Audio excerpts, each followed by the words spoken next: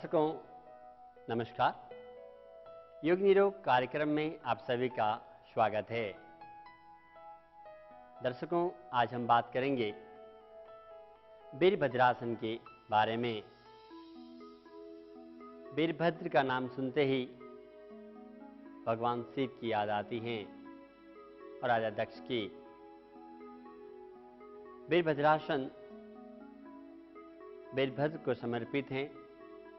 इसके 3 आसन हैं।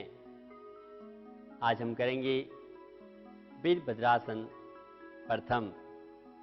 तो देखते हैं उसे किस प्रकार से करते हैं और उसके क्या फायदे और नुकसान हैं, किन्हें करना चाहिए और नहीं करना चाहिए। चलते हैं वीरभद्रासन प्रथम के लिए।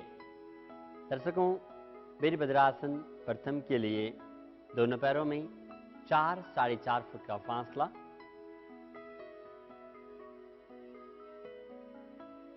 दोनों पैर एक सीध में, पंजे खड़े, दाहिना पैर 90 डिग्री एंगल पर, दाहिने पैर के एड़ी पर दबाव देते हुए दाहिने पैर को दाहिनी तरफ निकाल दें। बाएं पैर के पंजे को 60 डिग्री एंगल इनसाइड, इस प्रकार से दाहिने पैर के घुटने को मोड़ देंगे। एड़ी और घुटना एक सीध में, आप देखिएगा सिन बोन से आगे नहीं जाएगा, 90 डिग्री में, और थाइज 90 डिग्री में। बटक्स दोनों सीधे। दोनों हाथों को बगल से धीरे धीरे उठाएं। जब कंधे के बराबर आ जाएं, कंधा और हथेलियों को तानें। हाथों को पूरा ऊपर तान कर हथेलियों को नमस्कार मुद्रा में मिला दीजिएगा और हाथों को पूरा ऊपर तानें, दृष्टि ऊपर की तरफ। इस प्रकार 45 से 1 मिनट इस आसन को मेंटेन करने के बाद धीरे धीरे वापस आएं। पहले अपने हाथों को धीरे धीरे कंधों के पास, हथेलियों का रुख जमीन की तरफ, धीरे धीरे हाथों को नीचे। देन अपने पैर को सीधा करें और समस्थिति, रिलैक्सेशन, समस्थिति, आराम। अपने दाहिने पैर की मसल्स को देखें, हाथों को देखें, श्वास को देखें। थोड़ी देर विश्राम करने के बाद दूसरी तरफ वापस से दोनों पैरों में 4-4.5 फुट का फासला,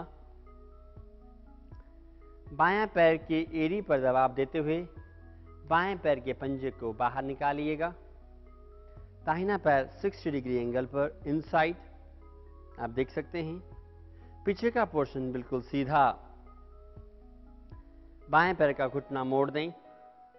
अपने हाथों को बगल से उठाएं धीरे धीरे।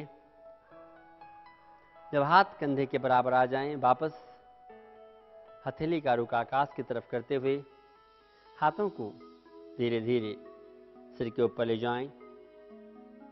हाथों को पूरा ऊपर तानें, दृष्टि आकाश की तरफ। इस आसन को 45 से 1 मिनट मेंटेन रखने के बाद धीरे धीरे वापस हाथों को धीरे धीरे नीचे लेके आएं। जब कंधे के बराबर आ जाएं, हथेली का रुख जमीन की तरफ, हाथ धीरे धीरे नीचे। पैर को सीधा करें।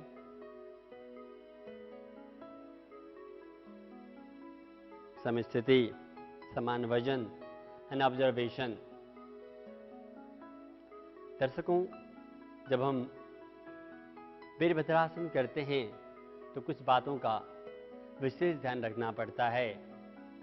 जब दोनों पैरों में 4-4.5 फुट का फासला हो तो जो आपकी पैर की पोजीशन है इस प्रकार से नहीं लेके आना। आप देख सकते हैं आपका घुटना पंजे से आगे नहीं जाना, ये 90 डिग्री पर होना चाहिए, नहीं आपका पैर इस प्रकार से होना चाहिए। आपका पैर का पोजीशन आप देख सकते हैं, वीरभद्रासन। आप पैरों की मांसपेशियों को देख सकते हैं इस प्रकार से टाइट, और पिंडलियों की मांसपेशियों को। जब आप करें, इसका विशेष ध्यान रखें कि आपका घुटना आपके सिन बोन से आगे नहीं जाए, सिन बोन इस वाली हड्डी से आगे नहीं जाए, इस प्रकार से आप ध्यान रखें।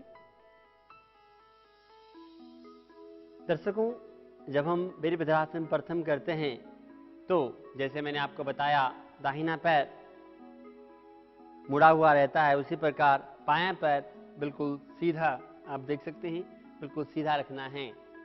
जो साधक इस प्रकार से पैरों को नहीं रख सकते, वे पंजे को उठाकर अपने बॉडी को सीधा रख सकते हैं। दर्शकों, सबसे महत्वपूर्ण बात है, जब आप वीरभद्रासन प्रथम करें तो ध्यान दीजिएगा आपके बटक्स इस प्रकार से नहीं हों, बिल्कुल सीधे एक लाइन में हों।